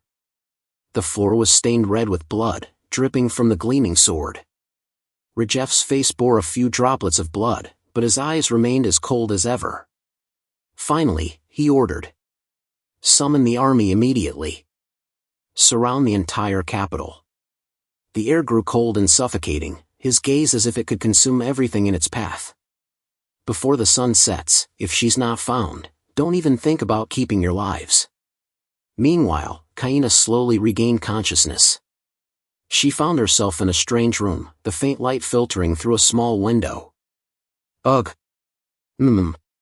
Footsteps echoed, and a man approached, staring at her intently. You're awake. He crouched down, sneering. Don't even think about escaping. Even if you scream, no one will come. If you make a noise, I'll gag you. He tossed a piece of dry, stale bread onto the floor. Eat, princess. But contrary to what he expected, Kaina showed no fear. Instead, she let out a bitter laugh, a smile tinged with suffering. The guard hesitated, his eyes widening in confusion. What are you laughing at? Is something funny? Another soldier muttered to him. Could the princess be going mad? Kaina overheard them, curling her lips into a mocking smile. Mad, huh? Her eyes became sharp, like blades. I'm giving you a chance. Open this cell and let me go, and I'll spare your lives. At her cold threat, the bearded man slammed his fist into the bars of the cell. Ha, princess, you clearly don't understand your situation. You think you can still give orders? You're being kidnapped. He snarled, about to continue insulting her. But suddenly, Kaina's demeanor changed. Her face shifted from madness to a soft, alluring smile, radiating the grace and poise of royalty. She spoke with a radiant smile. So it turns out I understand the situation, a bit late, huh? The guards, who had once seen her as weak and vulnerable, now faltered. Kaina's beauty and regal presence left them stunned, their hearts racing as they were captivated by her. Kaina smirked, her smile sharp as a knife. I know that among you, there's a spy. She glanced around the room, intentionally speaking louder, emphasizing each word. Therefore, I'll only say one thing. Sure enough, from the dark corner, the figure of a spy, hidden by magic, smirked faintly. The cloak barely concealed the dark brown hair beneath. He hadn't expected Kaina to notice him, her sharpness and keen intellect seeming him off guard. Kaina continued, her voice chilling yet smooth. If you don't release me safely from here, then some sensitive information will reach my younger brother's ears. She paused for a moment, then smiled confidently. Like, the location of this secret base, for example. The soldiers panicked. One of them stammered. You're lying. How could you know if you weren't told beforehand? Kaina raised an eyebrow, calm as ever. You think I wasn't prepared for being kidnapped? I've known for a long time, the stronger I become, the more enemies I'll have around me. When the power of the inner order falls into my hands, Rajef's forces will certainly see me as a thorn in their side that needs to be removed. She squinted, her gaze sharp as if it could pierce through them. Of all the suspicious ones, the Event family is at the top of the list. The atmosphere suddenly grew tense. The kidnappers started to waver. Kaina smiled the smile of someone who had already planned all her moves. I anticipated this situation. And I've also prepared countermeasures. She recalled just yesterday, when Rajef's house arrest was lifted. Kaina took a deep breath, then stood up straight, her gaze resolute. If I don't return to the palace safely, you will soon find out, whether what I've said today is true or not. Think carefully. Under the faint moonlight, the cold chains held Kaina tightly, but her mind remained as sharp as ever.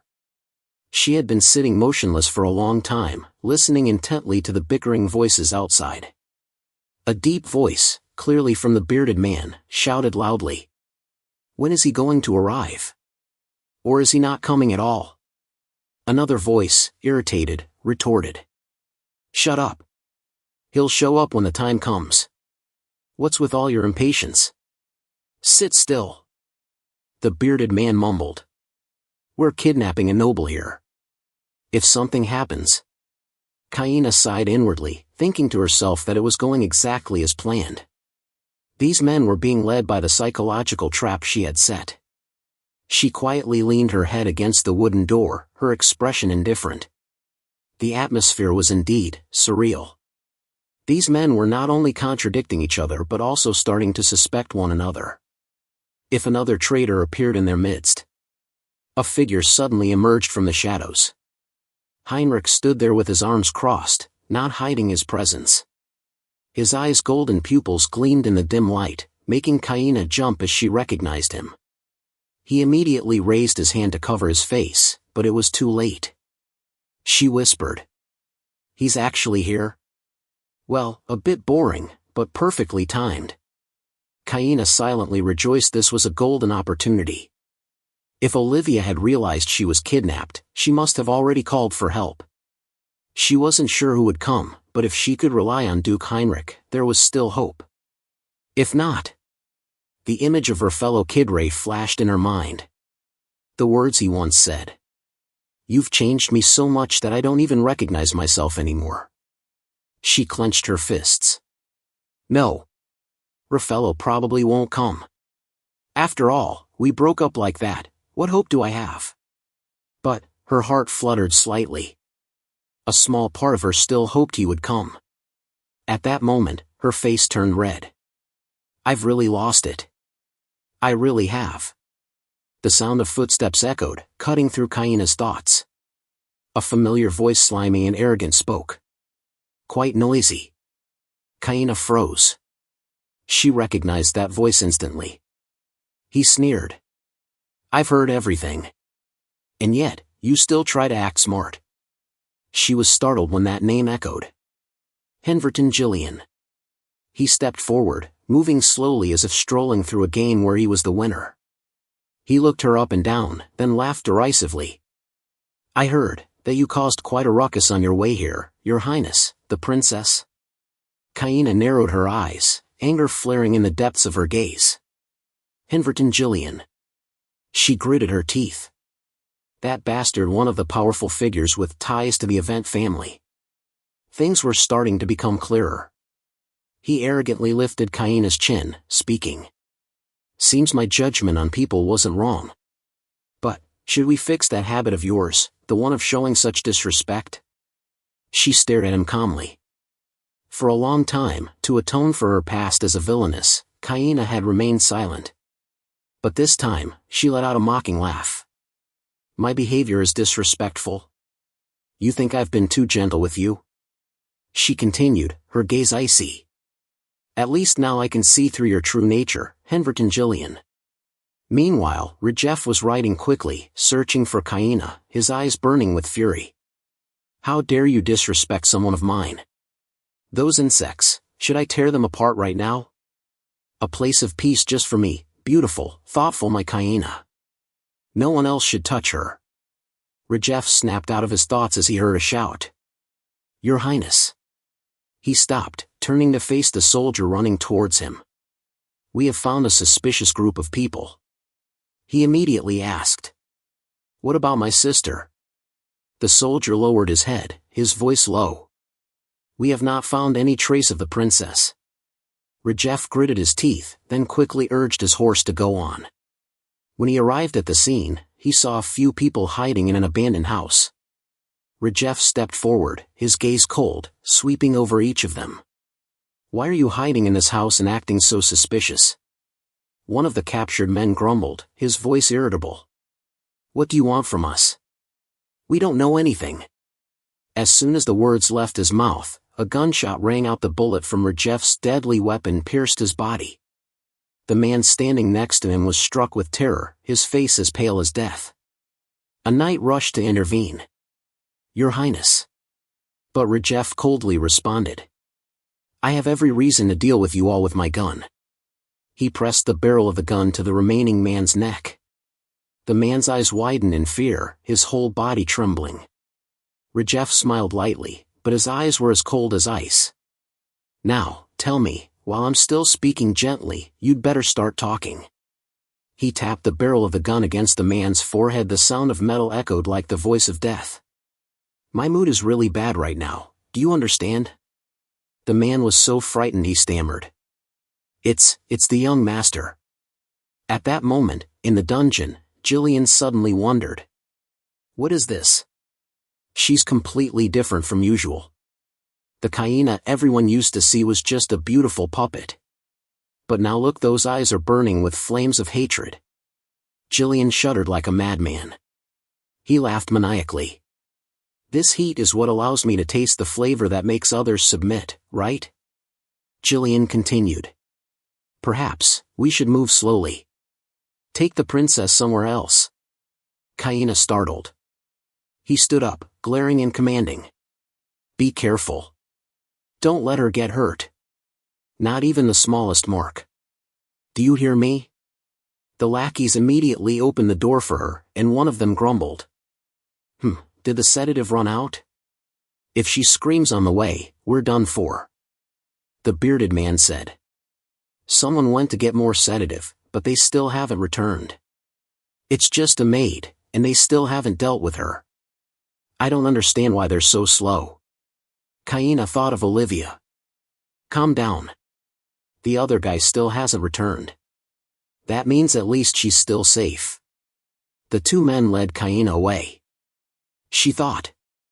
Now I need to stay calm. I'll escape when they get careless. Unexpectedly, a stranger wielding a knife ambushed the two men. The sound of the knife sinking into flesh rang out thud, thud. Blood splattered onto Kaina's face. They panicked and shouted. Ah! There's a traitor! You idiots, quickly go kill the traitor! Jillian ground his teeth, realizing. It's Renan Envent. Kaina, however, was a bit uneasy about the smell of blood. She reassured herself. I need to escape now. But suddenly, a hand reached out and grabbed her throat. Jillian. He held her tightly, groaning in pain. Ugh, it hurts. Another man spoke up. Brother, didn't you go against the deal? If you're going this way, how are we supposed to handle the payment? Jillian snapped. Money and everything else, I'll give you whatever you want. Now shut up and follow my orders. Held tightly, unable to breathe, Kaina felt nauseous. Memories suddenly flashed in her mind. This is no different from before, facing death like this. There's still so much to be done, with Olivia, Vera, Rajef, and Elder, the kid I just started building a relationship with today. Suddenly, Kaina bit down hard on Jillian's hand, causing him to release her in pain. This was her chance to escape. Ah! He screamed in fury and lunged to grab her again. Unexpectedly, an arrow flew in, striking Jillian in the shoulder, injuring him severely. Kaina was shocked to see the arrow lodged into a nearby tree. What is this? Henverton immediately recognized the owner of the arrow. The person who had just appeared made him freeze Raffaello Kidray. Raffaello lowered his sword, his voice cold. I should have just killed you back then, Jillian, you bastard. Jillian ground his teeth in anger, not expecting to meet Raffaello here. How did this guy even get here? He was going mad, unable to see him the one he wanted. He thought bitterly. Just a little further, and I'll reach the secluded room I prepared. It's known as the Impenetrable Zone. Even the most wicked criminals in the Empire can't touch it once they're inside. Jillian hesitated, thinking, first, I need to buy some time. Then, if the chance arises, I'll escape into that secret room. He grinned, speaking provocatively. Looks like, you're too late, Kidray. Raffaello raised his sword, coldly asking. What? Jillian shrugged, trying to appear calm. Haha, did you come here because you heard the princess was kidnapped by some rogues? Too bad. I was quicker and already rescued her. As he spoke, he reached out to touch Kaina. Kaina turned, her eyes filled with suspicion. What? He bent down, whispering a threatening command. Stay silent. His cold voice and breath sent a chill down Kaina's spine. Jillian intentionally pulled out a dagger, gently brushing it through her hair, speaking in a low, threatening tone. If the princess speaks one more word, I'll kill her right here. Raffaello's voice turned stern. But my eyes see you threatening Her Highness the Princess. Jillian sneered. Threatening? No, there's nothing like that. Looks like the princess is having difficulty moving, so I was just helping her. Kaina, not wanting Raffaello to worry or get pulled into a more dangerous situation, tried to remain calm. She closed her eyes, thinking, if I let Raffaello intervene now, things will get more complicated. She opened her eyes, clearly signaling with her lips, don't come any closer. Raffaello froze when he recognized the signal. He immediately understood her intent. She continued softly. I'm fine, Raffaello. He clenched his teeth, suppressing his anger. His voice was low and fierce. This farce ends here. Your words have too many holes, Jillian. Jillian stood stunned. Huh? Raffaello coldly continued. First, you should address me as my lord, not you. Second, remove that filthy hand from the princess. His voice grew sharper, his eyes as sharp as a sword. Or I'll cut off both of those disgusting hands immediately before they can harm the princess. The atmosphere in the room immediately became heavy. Jillian hesitated, his eyes chaotic. He gritted his teeth, full of rage. Damn it. Who would have thought everything would fall apart like this? He was trying to figure out a way to escape into the secret room, but Raffaello had already seen through that plan. Jillian hissed, pushing Kaina aside with all his might. Damn. The push caused Kaina to lose her balance, almost falling. In that instant, Raffaello immediately drew his sword and rushed toward Henverton like a storm, aiming to strike a fatal blow, but before he could land it, Kaina cried out. Lord Raffaello! Don't kill him! The plea made him pause for a moment. He quickly adjusted his grip on the sword not to kill, but to strike with one powerful blow, tearing across Jillian's face. The cold blade sliced through the air, leaving a deep gash. Jillian didn't react in time and froze completely. He collapsed to his knees, CLUMing his face and screaming. Ahawk! Blood poured out, soaking his entire body and staining his clothes. His scream echoed like a ghost being burned alive. Raffaello immediately turned back and caught Kaina. Your Highness, are you all right? Kaina was still trembling, her eyes full of fear.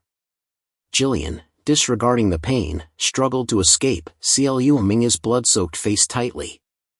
Raffaello gritted his teeth and ordered. Catch him, don't let him escape. At that moment, Kaina called out to him. Lord Raffaello. Her voice was weak, filled with worry. She looked at him in surprise. How could he have come all the way here? Raffaello looked down at her hands shackled and scrummed, bleeding. He hid his anger and gently took her hand. His voice softened. I'm sorry, for being late. Kaina was momentarily stunned by the unexpected gentleness. She looked up at him and whispered. Lord Raffaello, your hand, it's shaking. His hand was lightly stroking her hair, trembling. Not from anger. Not from fear. But from concern for the girl he always cherished. Kaina couldn't understand Raffaello at that moment. It felt like he was carrying a deep, unspoken worry. She took his hand and whispered. Lord, why do you look like that? Raffaello didn't answer immediately but instead pulled her into his embrace, soothing her with each breath. Kaina tried to calm herself, shaking off the lingering fear, and whispered. Raffaello, I'm fine. She tried to reassure him, but her eyes still showed clear worry. I'm so fortunate that you came to me this night. Jillian stumbled through the darkened forest, feeling his body growing weaker with every step. The blood from his wound continued to drip, and his breath came in ragged gasps. He stopped by a tree, CLUMing his side as he tried to steady himself. Damn it! He hissed, wiping the sweat and blood from his brow. As he rested, his mind was filled with frustration. I was so close to having it all. And then that damn Kidray had to interfere and ruin everything. He muttered bitterly to himself. Despite the pain, Jillian tried to maintain his arrogance, forcing himself to stand and scoff. Whatever, the plan's only temporarily ruined. I'll find another opportunity. Kaina is mine. No matter what, she will belong to me. No one else deserves her. His thoughts were a mix of anger and delusion, convinced that he could still claim her for himself. But before he could fully indulge in his self-deception, the familiar sound of squeak squeak reached his ears. He turned, only to realize it was Rajef, who had his gun pressed against Jillian's neck. Rajef's voice was cold and cutting. You think you're escaping, huh? I don't have time to waste on rats like you. With a smirk, Rajef grabbed Jillian by the hair and yanked him to his feet, his eyes full of disdain. Jillian Henverton, trash, you don't know your place. Meanwhile, Raffaello and Kaina were already on their way back. Raffaello had just received word that they hadn't caught up with Jillian, but his expression remained stoic as he issued a command. Search the area thoroughly. Don't let him escape. Just then, the sound of hooves echoed through the air. Rajef appeared, dragging Jillian with him, and announced. He's here. Found him. What about her? Raffaello glanced over, his voice heavy with seriousness. Kaina, she's fine, just unconscious. Rajef froze for a moment as he saw Kaina lying in Raffaello's arms, pale, her lips devoid of color. His face contorted with anger as he turned to Raffaello. Her? How is she? Rajef was livid, turning on Jillian. You piece of filth. You couldn't even protect her. With a violent motion, Rajef grabbed Jillian by the collar, ready to rip him apart. But Jillian, still trying to keep his composure, sneered. Why is the prince so angry? This isn't my fault, you brought this upon yourself. Rajef's eyes burned with fury as he demanded. What do you mean by that? Jillian didn't back down, even daring to provoke him further. With such a precious thing, you should have protected it properly, don't you think? If it were me, I'd never let it get to this point. His words were sharp as knives, driving Rajef to the edge. In a surge of rage, Rajef lunged forward, squeezing Jillian's throat, pinning him to the ground, his blood boiling with the desire to kill him. But before he could act, a hand gently rested on his shoulder. Raffaello's voice rang out, calm yet full of authority. Your Highness, please, calm down. Raffaello continued. If we want to uncover who's behind this, we'll need to keep him alive. He's despicable, but first, you must regain control. Rajef's grip tightened for a moment, almost choking Jillian, but after hearing Raffaello's words, he finally released him, grumbling in frustration. With a cold glare, he ordered. Throw all those who've conspired against the royal family into the dungeon. The soldiers responded in unison. Yes, Your Highness. The next morning, the two of them took Kaina to a safe place. She was examined by a nurse. While Kaina was still sound asleep, the nurse reported. Except for the fact that the princess's physical strength is very weak, there is nothing serious. The wounds are not severe either. Although he was somewhat relieved, Rajef couldn't help but worry. He gently stroked his sister's soft locks of hair, whispering, Sister. Suddenly, Kaina opened her eyes. Seeing both young men anxiously waiting, she softly murmured. Ugh. Raffaello urgently called out. Princess. Rajef quickly said. Sister, you're awake. He leaned down and asked. Do you know where this is? Kaina's hand could move, but she only focused on Raffaello. She gently touched his hand and whispered. Raffaello. Raffaello. Rajef was frozen. He was stunned when he saw his sister completely ignore him, only caring about Raffaello. Raffaello softly responded. It's all right. Please, princess, rest. At that moment, Rajef realized he had always felt suspicious. And now, he finally understood the reason for Kaina's strange behavior recently. always avoiding him and running away. It was because of Rafello. Rajef gritted his teeth in anger. It's that damn bastard. He thought to himself. There's no way Kaina would have run away on her own. Kaina, with her beautiful looks, had always been welcomed by the eyes of the world. Her status as a princess was like an invisible chain that bound her life, making escape impossible. Perhaps part of the reason was because the court had distributed her portrait everywhere. And Kaina, she surely always knew that. Does she really want to escape the palace? But if fate doesn't allow it, how could it be so easy? Thinking about this, Rajef looked back at all of his sister's actions. Her desire to run away didn't seem to be a spontaneous decision. Could it be that she had truly found a way out? Could it be Rafello Kidray was actually helping her? The Kidray family was not a weak one. Even though Rafello had a cold personality and didn't like interacting with women, so he had not yet inherited the title, that would soon change. Before long, Rafello would wield much more power. But why would this man help Kaina? That was something Rajef couldn't understand. That morning, the carriage was still moving, and Kaina was still asleep. Rajef spoke to Rafello. Thanks to you, I was able to save my sister safely. You mobilized the knights of your family.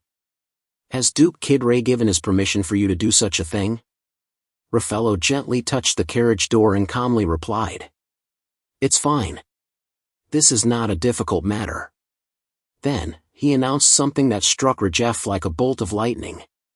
From today, I am the head of the Kidray family. Rafello's words left Rajef stunned. He couldn't believe his ears. What was he saying? Meanwhile, that night, at a small tavern, Renan even slammed his fist onto the table when he heard the news. Damn it. Rafello Kidray? What the hell is that bastard doing? When Rajef told him that Rafello had become the Duke of the Kidray family, Renan couldn't understand either. Why the hell has everything turned out like this? Rajef gritted his teeth, trying to suppress his anger. Tell me about what happened before my sister was kidnapped. Was there any suspicious activity? Renan hesitated, seemingly unsure. Well, the princess did visit His Majesty the Emperor. But the specific reason, I don't know. Upon hearing this, Rajef angrily threw the glass, shattering it with a loud crash, the shards flying and hitting Renan, forcing him to dodge. Rajef growled. And you? What the hell are you standing there for, Renan even? Go find out what my father and Kaina talked about that day. Understood? Renan gritted his teeth, unsure of what to do, his mind in a tangle. I must be going crazy. How the hell did the prince figure this out? But there was no time to think. The task at hand was to silence Herben Killen. The day the crown prince learns that he's involved in this, just thinking about it made Renan shiver. The cold, terrifying face of the crown prince haunted his mind. Just then, the tavern keeper came up to ask. Good evening, sir. Do you have a token? Renan snapped back to reality, pulling out a small object from his coat. Of course. Here, you can check it. It was a special coin, a signaling token. After confirming it, the tavern keeper led Renan to a secret location. The sound of footsteps echoed on the old stone floor. Finally, Renan found himself in front of a shabby inn, but it was actually the headquarters of the intelligence organization. It's getting urgent now, Renan thought. There's no other choice. I'll have to rely on this place. The door opened in the quiet space. Renan jumped slightly as he heard a greeting. Welcome, sir. In front of him was a mysterious, roguelike young man, spinning a coin in his hand. His face was obscured by a mask. I heard you found the Count, the man asked.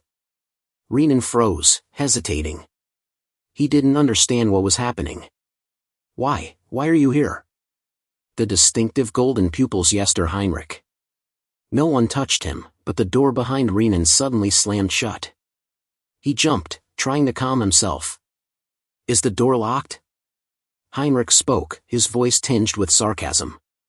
Let's see, you really are a rude one. I'm asking, have you found the Count Zodiac? Renan didn't respond. Instead, he lightly tapped on the door behind him, as if confirming his thoughts. Could it be, the leader of this intelligence organization is him? Heinrich chuckled softly. Exactly. He continued, his voice calm but cold. I was very curious, wondering who would dare kidnap a princess. Who would have thought, the incident is tied to the second son of the Even family? Before Renan could react, Heinrich stepped closer, lifting his chin and saying, Now, what are you looking so panicked for, Renan Even? It seemed like Heinrich could see straight through him. Renan froze when he heard him speak again. Princess Kaina has deceived quite a few people, hasn't she? Heinrich's golden pupils gleamed with danger. Not only did he guess the abduction plot, but it seemed he knew the mastermind behind it as well. Maybe, she knows more than all of us, Heinrich added, turning his foot before asking. Don't you find it strange? Heinrich poured some wine, his voice calm but sharp. Looking at the chain of events happening right now, don't you feel something doesn't add up? Renan, his throat dry, swallowed nervously. What are you talking about? Heinrich smirked, pouring wine while speaking. There are rumors that the second son of the Even family is extremely cautious. So many rumors, it's hard to count them all. Seems like all of them are just nonsense. Renan's anger flared, snapping back. What the hell are you talking about? Heinrich shrugged. Think about it carefully. The princess was kidnapped for less than half a day, yet Prince Rajef immediately set out to chase after her. Then, despite violating the royal order, Duke Kidray gathered his family's knights to rescue the princess. All of that, just for her. The air suddenly thickened with tension as Heinrich zeroed in. He lightly tapped Renan, causing him to wince. I'll ask you, is Princess Kaina really worth all this? The question struck Renan at the heart. Sweat began to form, and he clenched his jaw. He pushed Heinrich's hand away, speaking in frustration. Of course. Princess Kaina is useful in many ways. He tried to stay calm, but when he was about to continue. And the reason Prince Rajef is acting this way is. Before he could finish, Renan felt a chilling killing intent spreading through the room. He hesitated, his fear growing. Heinrich remained composed, yet his tone held power. I think Princess Kaina possesses something that none of us know about. Though I'm not sure what it is yet, whatever it is, it's causing everyone to look at her like they've lost their minds. Renan stuttered. You're saying something impossible. Heinrich burst into laughter, loud and gleeful, as if he had lost his mind. Ha ha ha. You really are naive, Even. He grabbed Renan's hand, his eyes gleaming with madness. Don't you realize? We are all being played by the princess. Yes, we're just pawns in her hands. His eyes burned with an insane intensity. A princess like that, she drives me crazy with curiosity. Renan grimaced with anger. Heinrich, he was truly insane. As he licked the wine from his hand, muttering to himself. That's why, I must treat the princess well. If my toy gets into trouble, I might be too sad, and I don't know what kind of things I'll do then. Heinrich's eyes were as cold as ice as he locked them onto Renan. Will you accept my request, dear friend? He loosened his grip, lowering his voice. If you agree, I'll give you what you want. Then Heinrich whispered in Renan's ear. Like, silencing Henverton. It's just handling one person. Nothing special. Renan's heart raced. This crazy bastard, he was nothing like the usual drunks. He clenched his fists, causing a wine glass to fall to the floor with a sharp clink. This bastard was truly dangerous. The next morning, Rajef sat by the bed, waiting for Kaina to wake up. When she opened her eyes, he immediately bent over in concern and asked. Sister. Are you feeling better? Kaina furrowed her brow. Where am I? What happened to the kidnappers?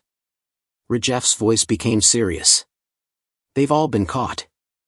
They're currently being held in the royal palace's dungeon. I plan to have the House of the Turtuks could take full responsibility. Kaina sat up and asked. How long have I been unconscious? Rajef replied. Not even a full day. But you should rest more. Kaina sighed in relief. She knew. Raffaello, what happened wasn't a dream.